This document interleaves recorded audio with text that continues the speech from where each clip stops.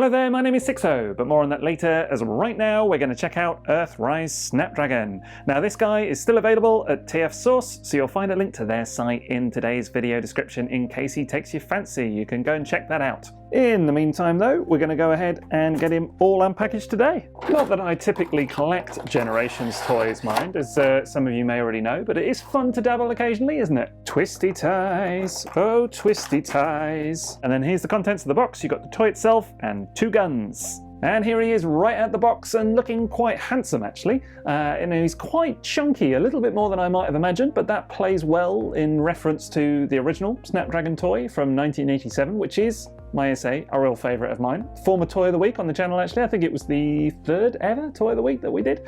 But yeah, the new guy is looking pretty good. Definitely a lot more greebly than the old guy. I mean, you've got tons of moulded detail all over this thing, which is a bit of a stylistic choice. I mean, it's something that I kind of live with. If I'm honest, I prefer a kind of cleaner, smoother look. Generally speaking, that's just my aesthetic preference. But it is kind of working for this dude as well. And, you know, overall, I think he looks the business. Now, that's a pretty nice noggin he's got going on there. Looks very decent. I can never really get over how small the modern Headmasters are. I know it's just a me thing again. You know, I'm sure everybody else is perfectly happy with it. But having grown up on a very healthy diet of G1 Headmaster, I just got so used to the kind of chunky nature of those guys and how slightly bigger they are, you know, the heads. I actually don't think the G1 Headmaster design, the original 1987 one has ever been bettered actually. Even the 88 lot, just not as good. That's just me, but hankering after the past as I do. But in an effort to not sound like a hopeless G1er, I will say some nice things about this toy too, because there are plenty to say, like this pair of very attractive little Decepticon boob symbols. And there's a bit of a closer look at all of that kind of greebly detail on the chest just there. I don't know what quite it's intended to represent, but hey, it's doing it.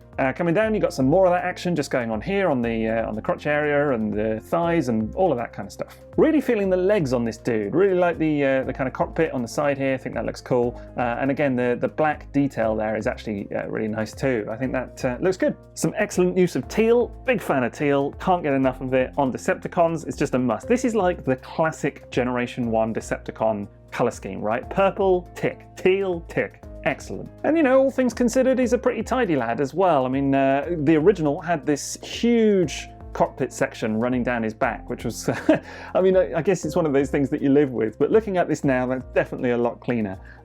So yeah, I like how they've kind of tidied him up a little bit, but you know, just doing a quick 360, it's a very nice, clean design. Now, of course, with this guy being a Headmaster, other than the fact that the head transforms, the main gimmick on offer here is that you can pull down this little chest piece just here to reveal his stats, and it will go eventually. What? Is it just not a thing on these new toys, eh? I'm kidding.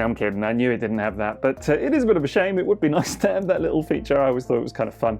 But hey, we can live without it, right? And I've equipped him here with his pair of guns, so that's a bit of fun for you. Now, articulation-wise, the head is quite freely moving. It's actually on quite a sort of swivel around like that, and it can look up and down a little bit. It does feel really weird. It's like it won't stay in a sort of straight position very easily. I don't know, I can't really explain it, but it's quite stiff and then quite loose at the same time. Bizarre. Coming down to the arms, you've got very decent articulation at the shoulders, just there. It goes all the way up, actually just a bit more than 90 degrees, and all the way up and over as well. And then you do have a bicep swivel, I believe. Very stiff, but yeah, there it is. I was going to say, thought I was imagining it there for a minute, it's so stiff. There is arm bend, but not quite 90 degrees, and then no articulation at the wrist. Now, it does have a waist swivel going on, that's nice. And then there is articulation at the hips, of course, which can go maybe about 90 degrees again.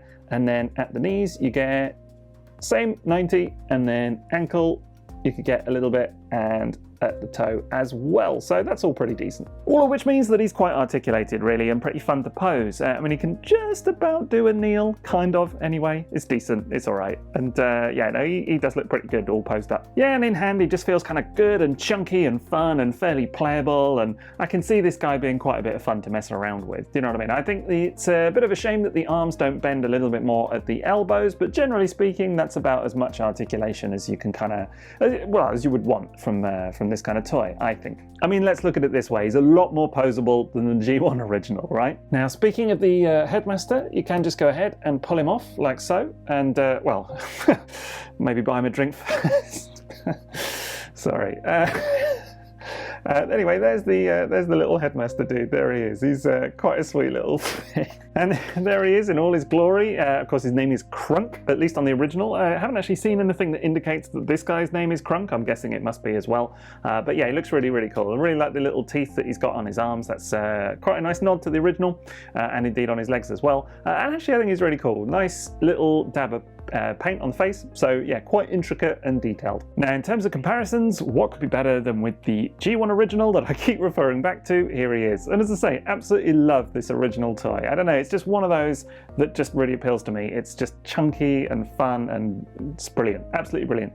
Actually, I do think that this new guy is a very fitting and worthwhile update. I was going to say upgrade there, but that would be the wrong word to say because you can love them both equally if you like. But yeah, it's a good update, let's say. They've kind of captured all of the kind of essence of the original design, but somehow made it new as well. Really like the articulation and all of that going on, of course. But still, you know, it's a really good callback to this original, I think. And of course, here's a comparison with the original Crunk, who's on the right here, just in case it wasn't entirely clear. And yeah, again, I do think that it's a kind of fitting homage. Now, I really like the size of these original guys and the kind of detailing and everything else, but this is much smaller, but still really nice. I like the new color, actually, the new kind of sort of pinky, I don't know, what color is that? You guys, if you follow me, you know by now I'm rubbish with colors. You tell me what exact shade of color that is. Raspberry? I don't know. But I really like that going on there. That looks really cool. But yeah, he's a fun little thing. But these guys are not the only Snapdragon in my collection, because here we've actually got a third-party Masterpiece version as well. This is KFC's take. It's Kingzilla, which is a really nice toy, actually. I used to own a test shot of it a few years back anyway, that I got for review.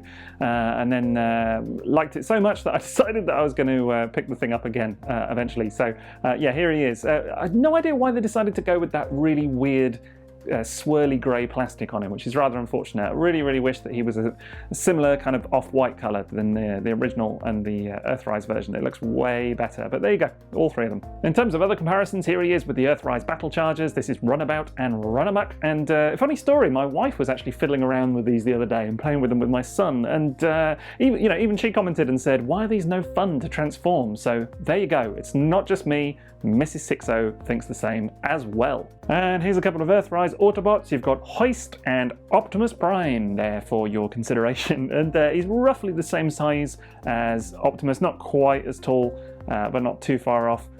So there you go. Here he is with my best guy. This is Fast Track, Earthrise Fast Track. Absolutely love this toy and rave about it any chance I get. I would show him with Grease Pit as well, who I also recently reviewed, but he's currently been labelled up for a bit of a special Toy Hacks project. So more on that, I'm sure, soon, hopefully anyway. I don't think I'm allowed to show him off on camera with all the decals and everything. So something for another day. And here he is with the only other Generations Headmaster that I actually own, so why not show off a little bit? Of course, it's Scorponok. And absolutely incredible, isn't it? The size difference between these two. Phenomenal stuff, but gotta love it. So yeah, all told, I kind of feel like Snapdragon here is a bit of a handsome beaut, but let's check out First Transformation.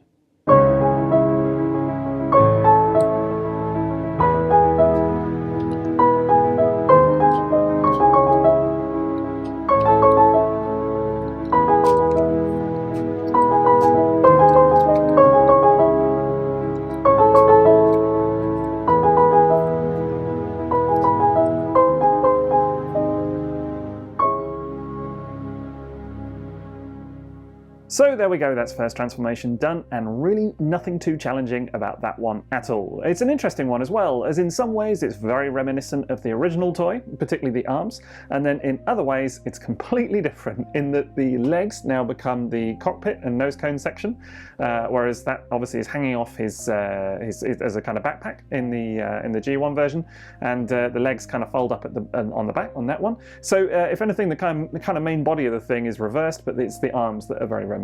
And the jet mode looks good, I think, on the whole anyway. It's a nice shape, it looks good in terms of colours, it's very Snapdragon-y, so in that regard it's a success. I mean, I look at this thing and I immediately know what character it's meant to be, which is always a good thing.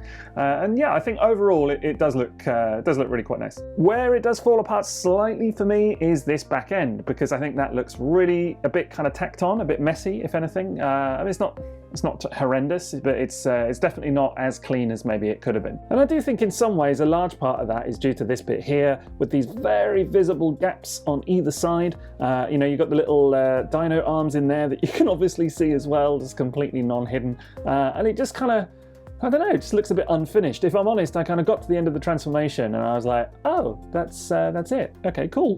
Whereas I kind of would have liked something, maybe just a little flap or something here that would have kind of covered this section and kind of filled it in a little bit. I think that would have turned this jet mode into a truly great thing, as opposed to just being a bit kind of, yeah, at the end. I mean, it's still good overall, don't get me wrong, it's still good. It's just that bit looks a bit so-so. Really like the look at this nose cone section though. I think the really nice use of translucent yellow plastic just there, that looks great. I will say though that obviously this is painted over the translucent plastic, this section here, the actual nose cone, and already I've got very visible signs of paint wear going on there, so that's definitely going to be one to be careful with. That's one of those where it's a nice idea, but the actual execution, I think, you know, they've obviously cost saved a little bit by using this as wholly translucent plastic throughout and then painting it on the top, as opposed to just kind of having separate plastic sections in, sort of, you know, embedded in.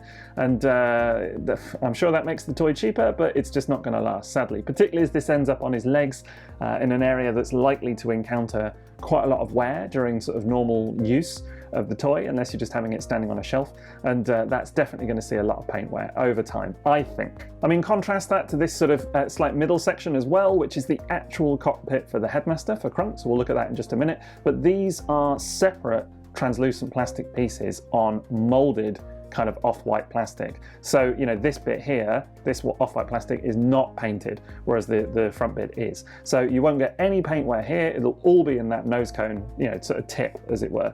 And this is definitely a better solution in my mind, because, you know, you're just not going to get that paint rub at all. Similar story on these fins, really. These are also painted in this teal, and whilst it looks really nice, you can just sort of about see a kind of soft edge around there. You know, the paint could maybe just be a little bit smoother on the edges, but it's not too bad. Just, you know, I'd go looking for this kind of stuff.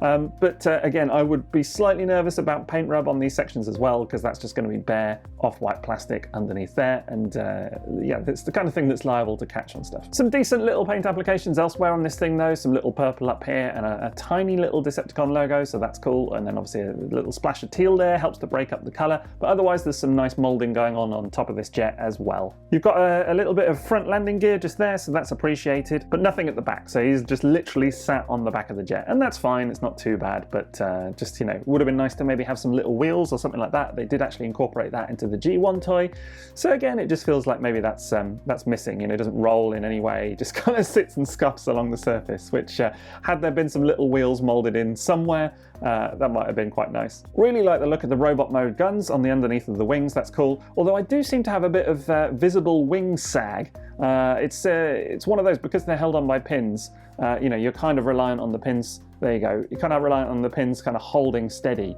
and they will in certain positions, but there's definitely this one especially just has a little bit of sag on it. The other one, this one over here, seems maybe a bit better, but that one definitely has a bit of sag going on, so I wonder how that will hold up over time. You know, and I don't mention this stuff to be uber critical or anything like that. I just think that realistically, Generations toys like this should be built to last, you know, and I mean, they don't have to be like uber durable, but I do think, given that these are the toys that are kind of most likely to end up in children's hands, you want them to be able to withstand a little bit of a beating at least, right? And I just know, if I were to let my son play with that anyway, that paint would be coming off pretty quickly, and the ones on the fins as well. So I do think it's the kind of thing that's worth mentioning. I think paint applications and all of that are really nice, but whole painted sections like that covering translucent plastic on Generations toys, for me that's a misstep. Do you know what I mean? It's cheaper, I'm sure, to produce that way, but that is, for me, a design flaw. You know, they should just not do that. That's my personal opinion. In the good news though, as I say, he does look really, really nice. And the colour scheme, as I've already mentioned, is just wonderful, but it's really kind of added to with this lovely translucent yellow plastic. Although I am a bit dubious about the solution here, I do think that it still looks really nice. And that middle bit especially catches the light very nicely. Also love those teal tail fins. Love the little purple poking out with the guns and on the thrusters and everything else. And overall, I think he's a bit of a visual treat, so much so that I'm almost willing to forgive that kind of untidy tidy back end, because I do think on the whole he looks pretty smashing. Now, as already mentioned, there is a bit of fun to be had with this cockpit section, which you can put Crunk in. Now, this is an absolute mare to get open. Like, the first time I was like, am I going to break something, honestly?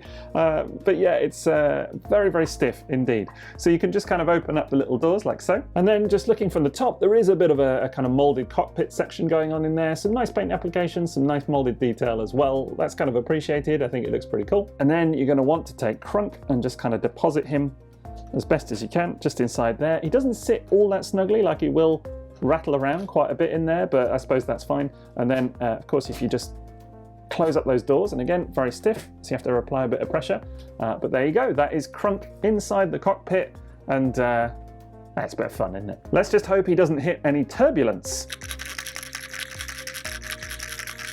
Now, in terms of comparisons, what could be better than the G1 original in his jet form? Here you go. And it's really interesting to see them together, as they're very similar size, actually, which is interesting considering that this guy's obviously a bit bigger in his robot form. And what is interesting as well is to note that obviously this section's now kind of that orangey yellow translucent plastic, whereas actually thinking about it, that would have been quite nice on the original as well, to have that in a much lighter colour than it is, to kind of match the painted cockpit section. It's never bothered me actually before, but it's just one of those where actually you suddenly think about it and you're like, yeah, I guess that would have been nice. And obviously the solution here for Crunk is a little bit simpler as well, just kind of plonk him in there. There it goes, which I always kind of appreciated, and I think works really, really well. But you know, overall, I think they both have their charm. As I say, love the original. I think this is a really nice update, and it does look really, really good.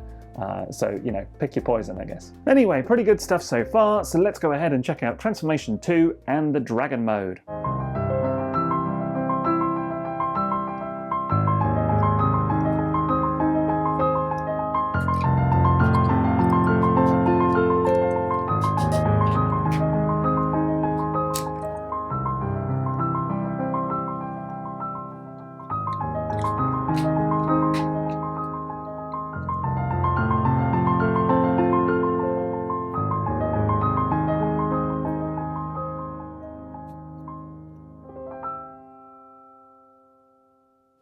And that's Transformation 2 done, and that's probably the least satisfying of the two of them, to be completely honest. Nothing too challenging again, and I suppose everything is kind of as you might expect it to go, but things just don't really tap in as satisfyingly as when you're going to jet mode. Now, the main culprit there is this sort of middle section, because you're required to kind of tilt the dinosaur tail up slightly like that in order to kind of, I don't know, fan it out, and then there are these two little tabs on the side that kind of push this backpack section in.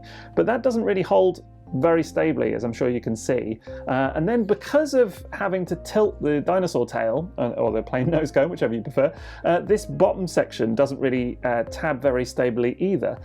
So, I mean, it's not bad, and it feels relatively solid, I suppose. But yeah, there you go. Things kind of click out of place and just kind of feel a bit, I don't know, not particularly solid or kind of done in any way. I actually had to double check the instructions several times just to make sure that that is exactly how it's supposed to be, but because of how those tabs go into the back of the legs just there and the angle that you have to have them at, it kind of means that the whole thing doesn't hold together very satisfyingly. I did also find the process of getting Crunk transformed up and into the sort of faux top of the dragon head just there. That's yeah, that's a bit of a faff. Mainly because I cannot get him installed properly. There's like a little clip for his head inside. I can't get it to go in with his head facing forwards like you would for robot mode. I had to turn the head around and then it fit much better. But it took me a good few tries of it with it facing forwards before I was like giving up, thinking what on earth is going wrong here. But yeah, as soon as I twisted the head around, I thought I'd just give it a go. It went in pretty easily at that point. So that's a weird one. It's not mentioned in the instructions that that's what you need to do, but hey, I guess that is a solution maybe. I mean, otherwise it's all fairly straightforward and probably about as you would expect, but the result is an interesting one. It's not bad. Looks basically as you would expect it to, I guess. And I guess, you know, even doing a kind of 360, it's fairly Snapdragon-esque again. Everything's kind of where it needs to be. I don't know, there's just a bit kind of, it's just a bit lackluster somehow. I'm just kind of not entirely sold by it. I mean, firstly, it's very, very wide at the old hips. I mean, that's not a major problem, but then it's got this kind of very sort of flat underbelly that just looks a little bit odd and doesn't really kind of do the sort of proportions of this thing any favors. And then this bit on top just looks a bit messy to me. I mean, that's kind of maybe a result of how it all tabs together. I don't know, I'm not 100% sold. I'm also not a big fan of this head solution, gotta be honest. It doesn't work for me. And I think it's for several reasons. Firstly, it just doesn't look very good. I mean, like, purely and simply, just looking at it now, I don't think it looks great, personally. Secondly, once you kind of actually try and move it in any way, shape or form, it feels really awkward because it's quite clearly a little man just kind of hanging out from underneath this area, right? And it wobbles. And it just doesn't feel particularly good to kind of move. The jaw does not look convincing in any way. Those look like feet. They've got little peg holes in the bottom, you know, which is not great. I don't know, it just doesn't work for me. I do like the way that the eye fills in on the side, and that's clearly as a result of how you position Crunk's arms, and that kind of fills in the eye. I mean, that's kind of a fun little thing. But at the same time, you could have just filled in that section yourself and it probably would have looked better. You know, like if you're going to have a fake top half of the head, why not just put an eye in there? And that, I guess it's a fun inclusion in a way. Like, I do like it, but at the same time, it probably just would have looked better if you'd have just done it like as all a fake piece, really. But then you've got like fake parts on the side here, which are meant to resemble Crunk's arms. I mean, on the original toy, that's how his arms look, these pieces on the side with the teeth underneath.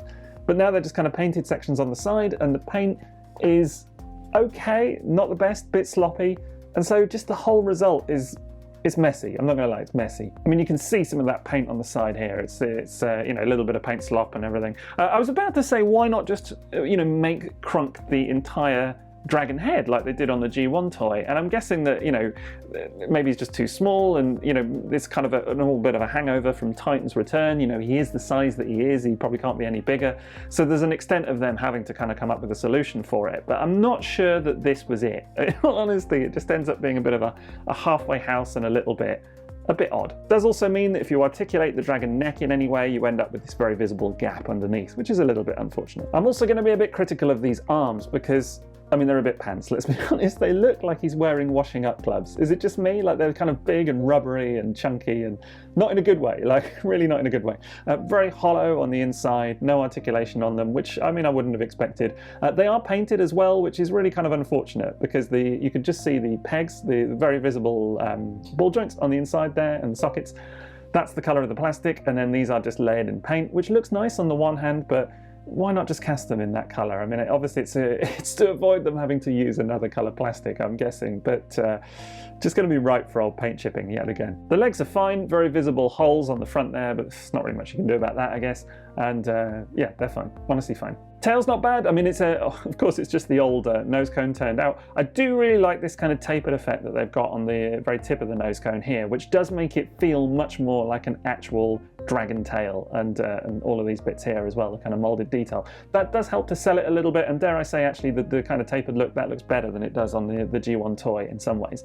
But then you've got this kind of break down here, very obvious kind of visual seam, and you can see all kind of bits going through it and everything. That looks it looks a bit messy. Now, he does have a decent bit of articulation going on. I mean, obviously you can move his arms at the ball joint just there and at the sort of shoulder. You can move the neck as well, up and down, and the head, as I already showed you. It's very stiff, actually, very, very stiff, that. So that's got a bit of motion going on. And of course you can move the legs as well.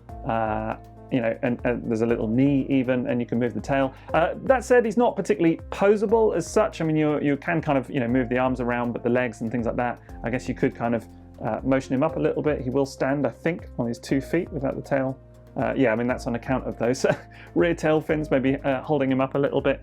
So there is some posing to be done with this guy, which is fun. I mean, not a huge amount, but it's good. Now, again, it's probably worth doing a bit of a comparison with the G1 original in his dragon mode, and of course I haven't as yet installed the head. And for me, this was one of the kind of key factors of those original Horrorcons, you know, 8-Face as well, that the Headmasters became the kind of beast mode heads as well, and I think that just works exceptionally well. Really adds to kind of the play value, and yeah, there you go. That, you know, it is good. And look, I'm not so blinded with nostalgia that I can't look at this thing and think, yeah, it's absolutely ridiculous, and the proportions are weird and whatever else, and these little front arms are beyond ridiculous, and it's got a whole host of flaws, do you know what I mean? And objectively, I would look at this thing just purely on terms of looks and think, yeah, it looks more like a kind of more traditional dragon, beast mode, whatever it's meant to be, do you know what I mean? And then in that regard, you know, the new version does work. I do think visually it works to a large degree. I just think there's an element of charm and kind of cohesiveness with this one,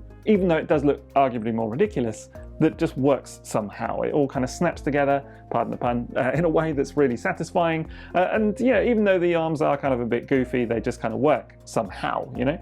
And yeah, I still really love it. What can I say? So I guess looks-wise, yes, this one is successful. I just wish that I think I would forgive it more if it hung together a bit better on the middle there. I think that would, and maybe the head had a better solution. Then it would be all win. Do you know what I mean? Ultimately though, how critical do I want to be? Because you know what? It's a robot that turns into a jet that's also a dinosaur kind of dragon thing, and then it's got a headmaster, and the cockpit works, and it does most of the things that you would want it to do if indeed you're feeling a bit nostalgic about a toy from almost 40 years ago. So realistically, it's a lot of fun. And you know, kind of using that as the ultimate metric, as I often think that we should, particularly with Generations toys, which as I said earlier are more likely to end up in the hands of children than anything. And you know, I think if I was to give this to my son, it's the kind of thing that he would absolutely love. Do you know what I mean? He's really going to love that it can become a dragon and whatever else. And in that regard, lots of fun, as I say. And you know, it does have its flaws. It's not entirely perfect. There are some dubious bits along the way. Watch out for that paint. But still, at the end of the day, it's a toot. Now, as I already mentioned, this guy is available from tfsource.com, so I'll go ahead and put a link to their site and their listing in the video description in case you want to treat yourself. Otherwise, that's it from me, so don't forget to drop me a like if you enjoyed today's video, and have a great rest of your day. TTFN.